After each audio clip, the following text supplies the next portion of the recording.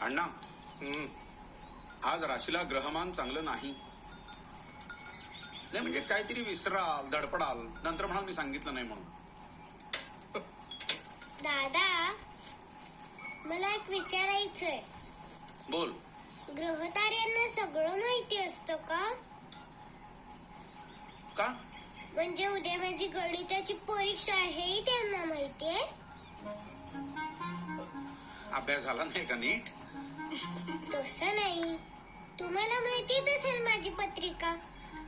त्याच्यात बघून सांगता का काय काय होणार आहे ते? म्हणजे दादा, मी उत्तीर्ण होणार नसेनच तर ते कसं बदलेल, आणि उत्तीर्ण होणार असेल तर तेही कसं बदलेल. तुम्ही म्हणता